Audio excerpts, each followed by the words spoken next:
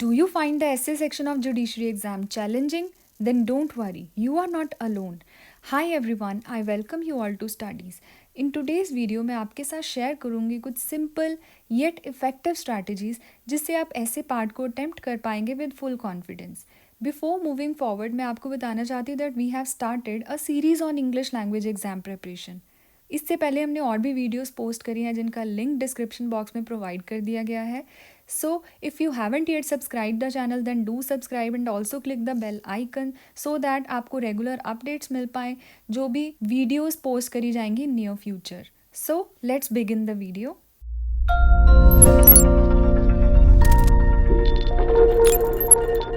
In this video we are going to cover major 6 points related to essay writing. देखिए एक ही video के अंदर ऐसे राइटिंग के पार्ट को फुल फ्लेज कवर करना is not possible.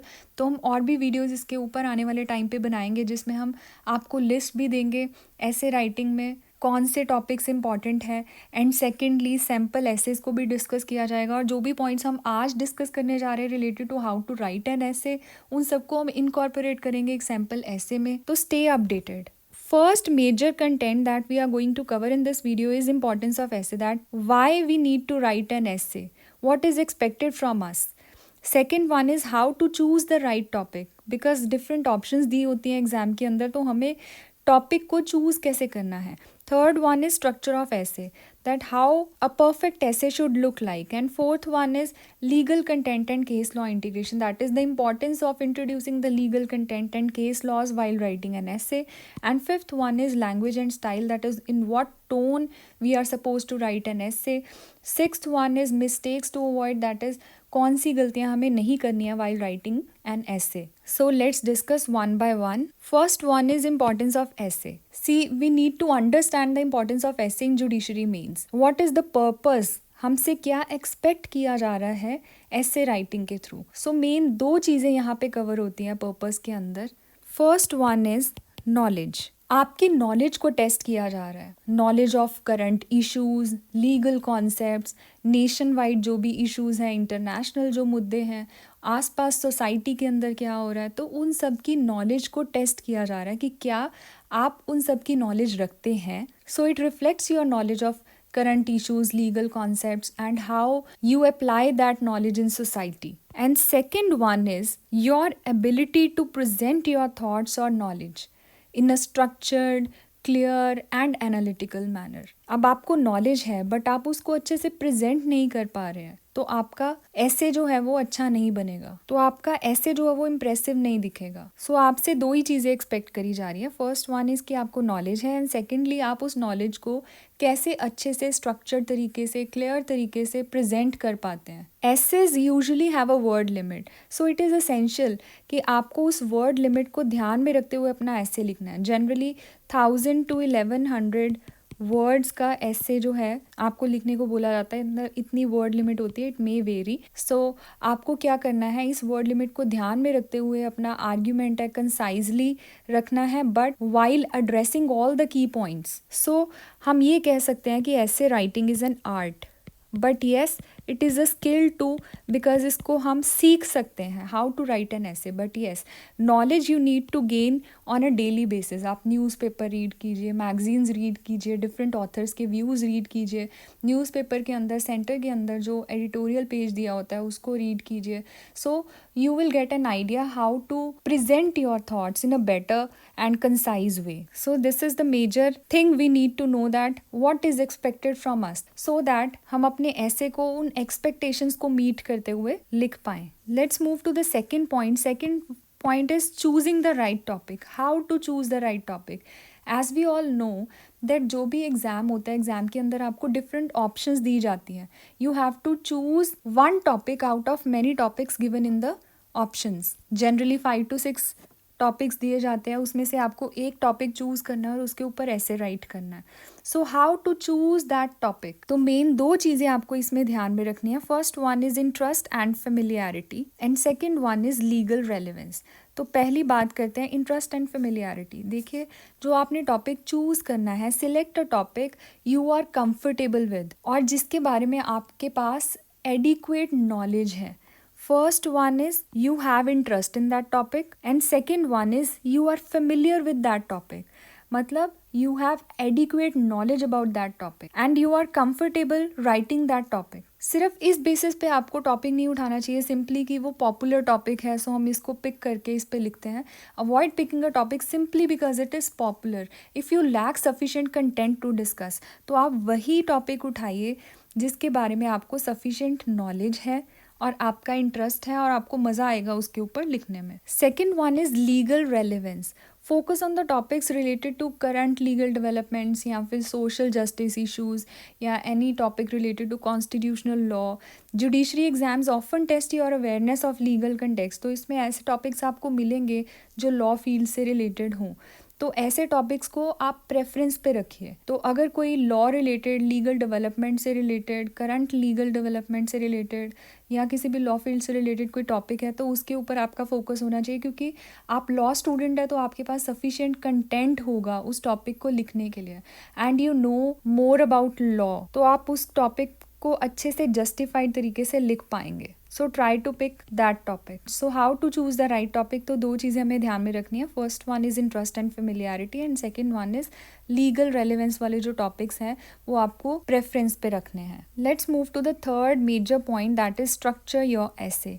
So this is the main point that how an essay should look like. तो main जो स्ट्रक्चर है ऐसे का उसमें 3 पार्ट्स कवर होते हैं. First one is introduction, second one is body and third one is conclusion. When we talk about introduction part, introduction should be very clear, very concise and define any key term that will be used in the essay and briefly state the main argument or focus of your essay. तो introduction बहुत बड़ी नहीं होती है, it's just clear and concise introduction. So how to start an introduction? You should start with a quote or fact or brief history relevant to the topic. For example, अगर आप judicial activism के ऊपर ऐसे लिख रहे हो तो you could begin with a notable judgment also that symbolizes judicial activism. तो अगर हम किसी कोट से स्टार्ट करते हैं तो फिर वो ऐसे बहुत इम्प्रेसिव दिखता है, तो रीडर का इंटरेस्ट फॉर्म हो जाता है उस ऐसे को रीड करने के लिए. So better to start with the quote. अगर आपको कोई कोट नहीं भी आता, you can start with the fact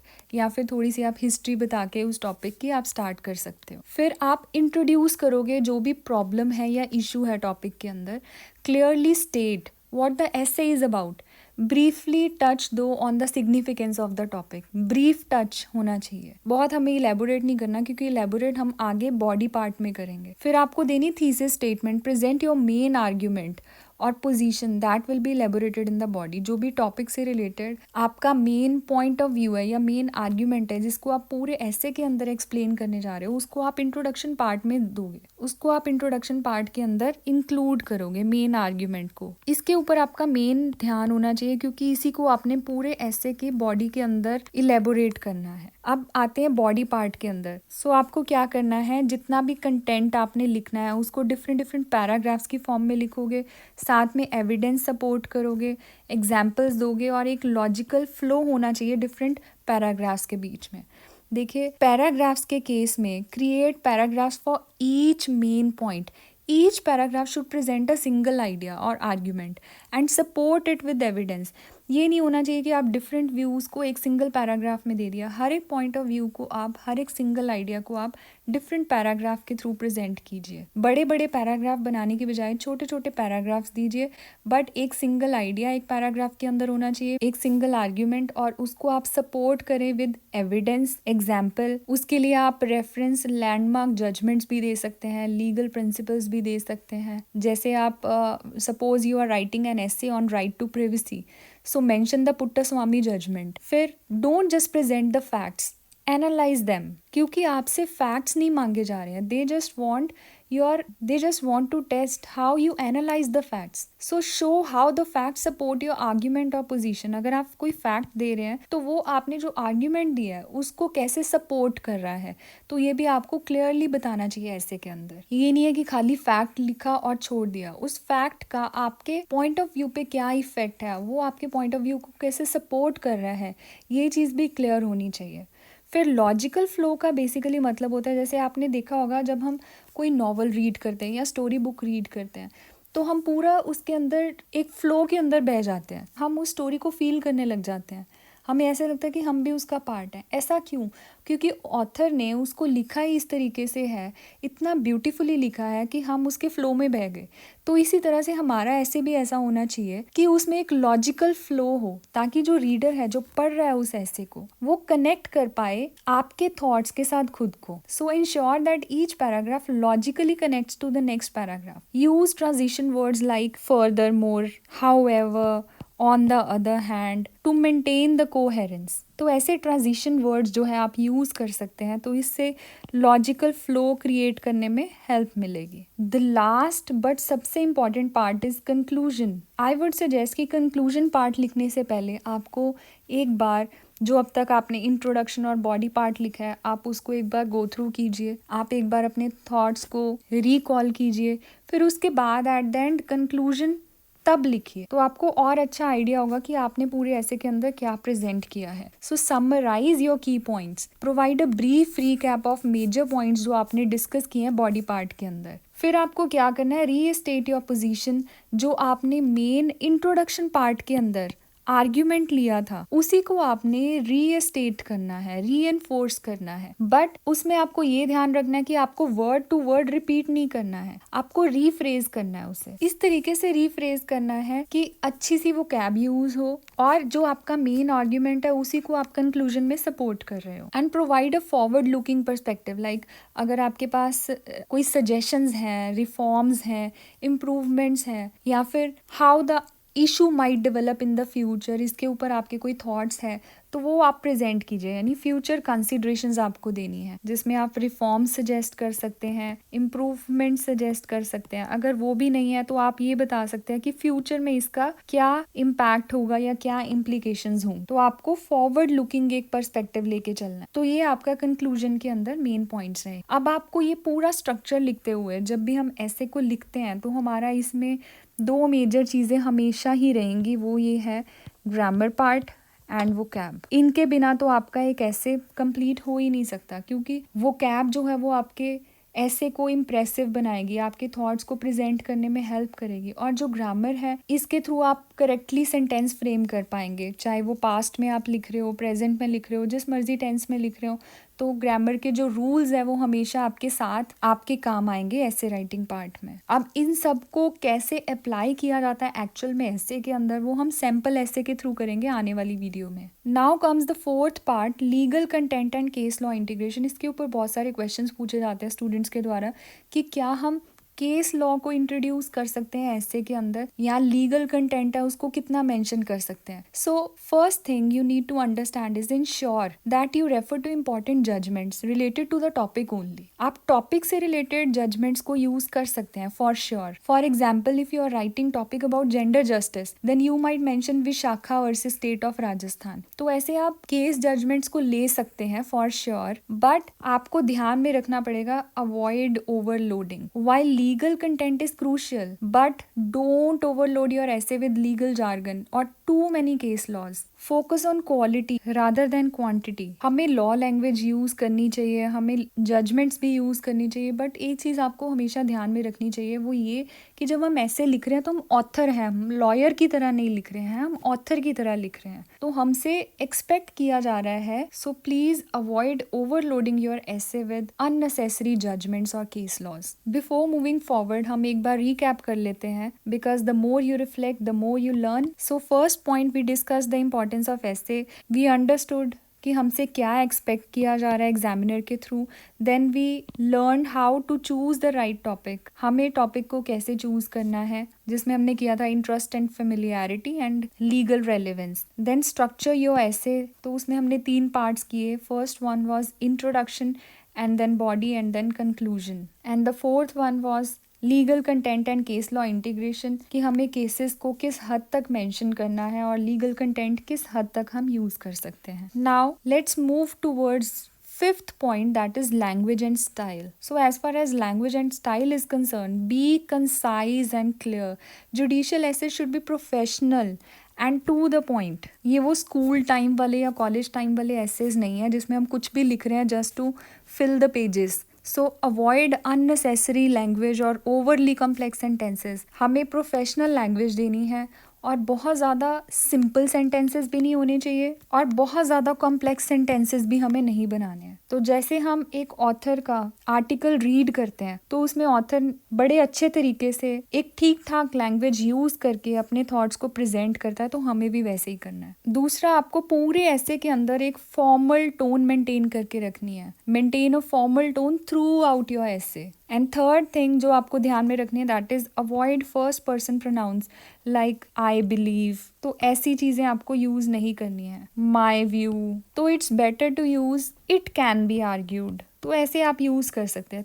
first person pronounce avoid कीजिए, तो इससे जो ऐसे है और भी अच्छा दिखता है। तो हमने मेन ये देखा कि which language and style we should adopt is formal and professional. हमारा मेन हमने इसमें ये सीखा कि हमारा जो ऐसे है it should be professional and it should contain formal tone. Sixth point is mistakes to avoid. So there are 3 major mistakes जो हमें अवॉइड करनी है।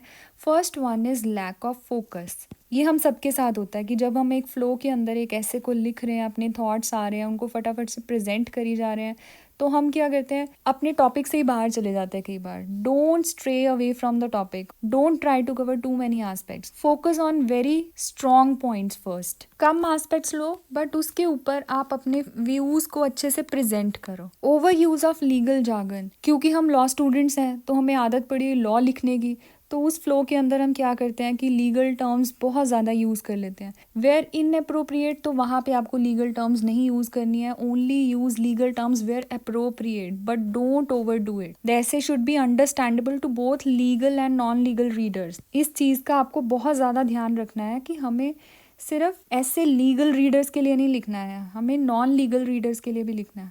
हम ये भूल जाते हैं कि हमें ऑथर की टोन में लिखना है, हम लॉयर की तरह स्टार्ट कर देते हैं। तो आपको प्लीज अवॉइड करनी है ये गलती, बिकॉज आपसे एक्सपेक्ट किया जा रहा है कि एक ऑथर की तरह लिखिए ताकि it is understandable to both legal and non legal readers. The third major mistake is ignoring current affairs. Make sure to connect your essay to current legal trends और recent judgments. So इससे आपका जो ऐसे और impressive होगा, तो आपकी knowledge जो अच्छे से टेस्ट हो पाएगी, पता चलेगा कि हाँ आप अपडेटेड हैं। So try to include recent judgments and current legal trends. तो इसके लिए आपको न्यूज़पेपर्स बहुत हेल्प करेंगे, करंट अफेयर्स, लीगल मैगजीन्स आपको बहुत हेल्प करेंगी इसके अंदर। तो so start reading these on a daily basis. So these are 3 major mistakes that we should avoid while writing an essay. Last but not the least, practice makes a man perfect. The best way to improve essay writing is through consistent practice. Write essays on different topics related to law or current affairs. जब तक आप ऐसे को लिख के नहीं देखोगे तो आपकी प्रैक्टिस नहीं हो पाएगी। You won't be able to write in an exam अगर आपने पहले ऐसे को लिख कर नहीं देखा है। And you should also review your essays and get feedback from others, like share your essays with your mentors or your peers to get constructive feedback. Hopefully this video is going to help you in preparing essay writing part. So आने वाले time पे हम videos में cover करेंगे grammar part, vocabulary part जो आपको daily basis पे करना पड़ेगा ताकि आप ऐसे को अच्छे से लिख पाओ। और जो मेंस एग्ज़ाम में बाकी के पार्ट्स भी पूछे जाते हैं, वेदर दीज आर करेक्शंस और प्रेसीज और मेकिंग सेंटेंसेस, तो वो पार्ट्स भी आप अच्छे से कवर कर पाओ। So that was all for today's video. See you soon in the next video. Thanks for watching.